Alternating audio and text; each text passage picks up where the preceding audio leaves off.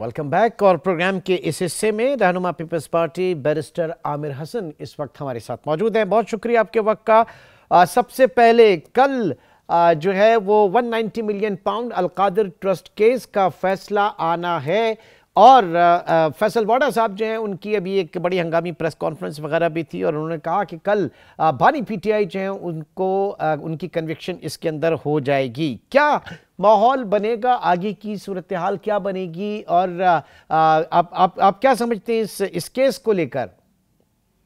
बहुत शुक्रिया इमरान साहब। देखिए, ओपन एंड शट केस है। जैसे आपके सामने ये 190 मिलियन वाला केस आया, इसमें जो अहम बात ये थी कि उस वक्त जब कैबिनेट से अप्रूवल लिया गया तो वो बिल्कुल बंद एंड वैलिड थे और ये सब मिनिस्टर्स ने कहा जो इनके बड़े ही करीबी मिनिस्टर्स 30 के करीब गवाहान पेश किए गए सर, 30 के करीब। जी जी बिल्कुल, वो तो जाहिर है एक प्रोसीजर है कोर्ट का।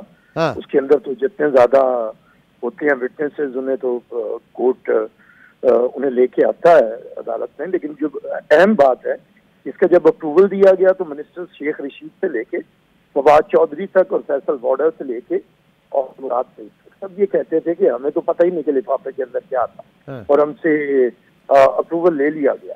और उसके बाद भी आपको पता है जब ये ट्रायल चला है तो ये पीटीआई के लॉयर्स भी और जो आर्ग्यूमेंट्स आते रहे हैं और जो ऑब्जर्वेशन भी आती रही हैं जजेस की, तो लगता तो ये है कि इसमें इन्हें सजा होगी।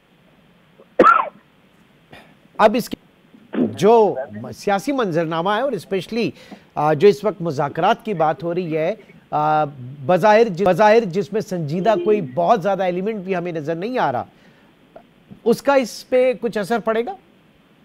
देखिए, असरात तो हमेशा पड़ते हैं किसी भी पॉलिटिकल लीडर या किसी पॉलिटिकल पार्टी के।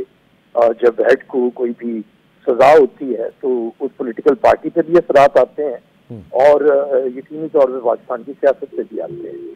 पीपल्स पार्टी तो इन मामलों को बहुत भुगत चुकी है। आपके सामने मामला आता है, हम लोगों ने तो भुट्टो साहब की फांसी से लेके और बीबी के ऊपर केसेस, जरदारी साहब के ऊपर केसेस तो हम भुगत चुके हैं। अब पाकिस्तान के अंदर कोई भी ऐसा नहीं है जो ये कहे कि उससे केसेस नहीं है या वो उसे सजा नहीं हुई है, हम लोग तो बाइज्जत बरी हो गए। तो मैं ये समझता हूँ कि अब यही पॉलिटिक्स के अंदर सोचने की बात कि अगर पॉलिटिशियन एक दूसरे को इसी तरह निशाना बनाते रहेंगे, कि पॉलिटिशियन यही करते रहेंगे कि अपने रास्ते से हटाने के लिए कल तक यही इमरान खान साहब का सबसे बड़ा टूल होता था कि वो कहते थे मैं इन्हें छोड़ूंगा नहीं। और सारे जो मिनिस्टर्स थे वो नैब के हरकारे का काम करते थे कि सुबह उसे सजा हो जाएगी, परसों वो पकड़ा जाएगा, उसे नहीं छोड़ूंगा, उसे मैं फ्रिज नहीं दूंगा, उसे मैं टीवी नहीं दूंगा, उसे मैं जीने नहीं दूंगा। तो ये वो बदकिस्मत फेज है पाकिस्तानी पॉलिटिक्स का जो हम फॉर द लास्ट 75 ईयर्स हम इसे भुगत रहे हैं और ये अच्छा नहीं है। तो जहाँ पे अब ये तो बहरहाल कोर्ट का प्रोसेस है, जो भी होगा। जैसे मैंने आपको पहले कहा कि पीपल्स पार्टी तो सबसे बड़ा विक्टिम रही है जुडिशियल सिस्टम का पाकिस्तान के अंदर, लेकिन इसके बावजूद हम समझते हैं कि अब कोई ट्रूथ एंड रिकंसिलिएशन कमीशन बनना चाहिए पाकिस्तान की पॉलिटिक्स को आगे बढ़ाने के लिए।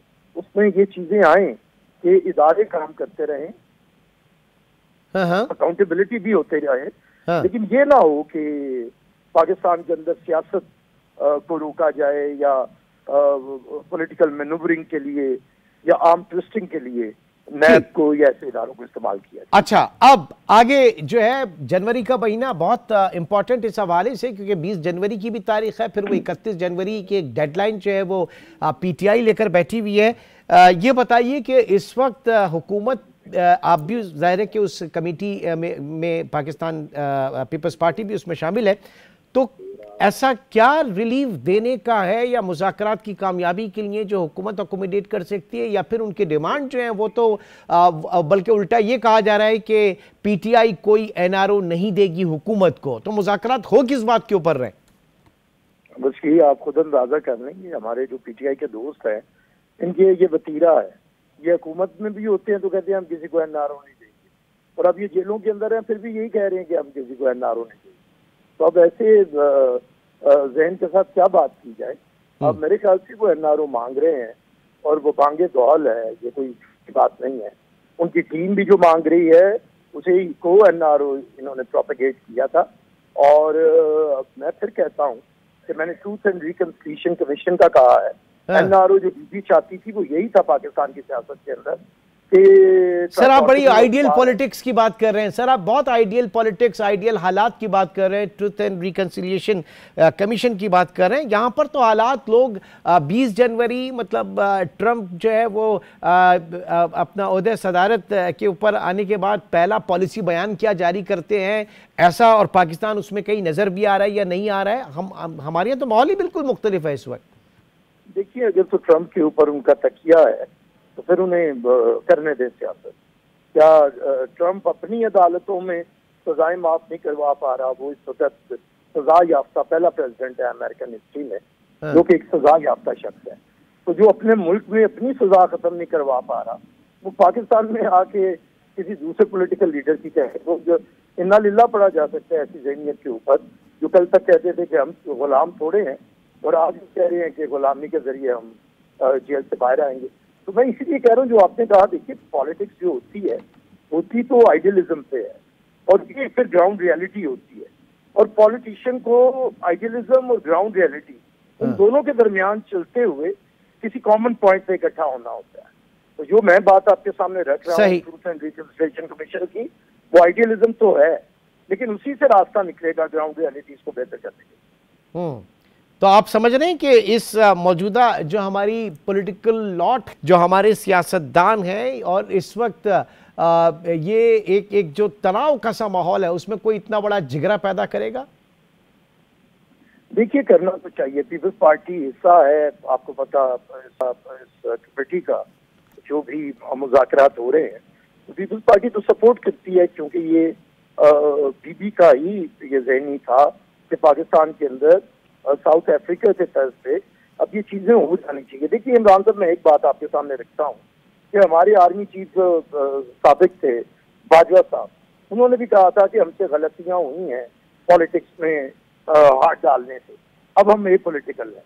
अच्छा, हमारे चीफ जस्टिस जो आए हैं उन्होंने कोर्ट रूम नंबर 1 में बैठ के कहा है कि हमसे जुल्म हुआ है, ज्यादतियां हुई हैं और जुडिशरी ने जस्टिस मुनीर के बाद बेड़ा गर्क किया है पाकिस्तान का। अच्छा, इसी तरह अगर ये एहसास इदारों के अंदर पैदा हो रहा है तो ये सिर्फ महज स्टेटमेंट के तौर पे रखने की बजाय अगर इसे ट्रूथ एंड रिकंसिलिएशन कमीशन का हिस्सा बना के तो हम लोग ऐसा कर दें कि हर बंदा अपने डोमेन के अंदर काम करे, जितने भी इंस्टीट्यूशन है। मैं ये नहीं कहता कि ये जब मुज़ाकरात होंगे फौरी तौर पे पाकिस्तान में आइडियल सूरत हाल हो जाएगी, लेकिन आपको आप स्ट्रगल तो आइडियलिज्म के लिए करते हैं ना। ठीक है, यानी एक ग्रैंड डायलॉग हो among all political stakeholders, तमाम सियासी जमातों के दरमियान और दीगर स्टेक होल्डर्स के दरमियान, तभी एक सही ट्रुथ एंड रिकंसिलिएशन जो है वो सामने आ सकती है। जी बिल्कुल बिल्कुल, मैं यही कह रहा हूँ।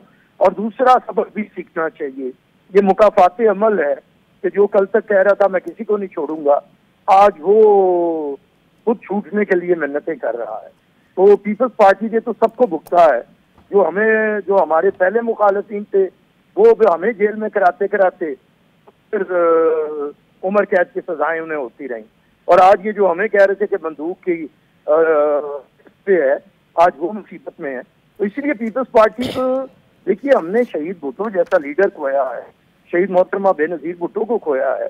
हम तारीख से सबक सीख भी रहे हैं और कुर्बानियां महज हम कोई पॉलिटिकल स्लोगन के नहीं रखते, इसीलिए हम अपने किसी भी दौरे हुकूमत में कोई पॉलिटिकल प्रिजन नहीं रखते हैं। तो हम आज भी कहते हैं कि आगे बढ़ा जाए, इदारे भी आगे बढ़े, फिर ही मुल्क बेहतर होगा। चलिए जी, बहुत बहुत शुक्रिया, बहुत बहुत शुक्रिया barrister Aamir Hasan, Pakistan Peoples Party से आपका ताल्लुक़ हम थे। अब देखना यह है कि कल 13 जनवरी 2025 इस केस के हवाले से 190 million pounds Al-Qadir trust case जो है, इसके हवाले से क्या फ़ैसला सामने आता है। तमाम जो फोकस है इसी फैसले के ऊपर है, और उसके साथ साथ फिर मुज़ाकरात का जो मामला चल रहा है वो क्या सूरत इख्तियार करता है।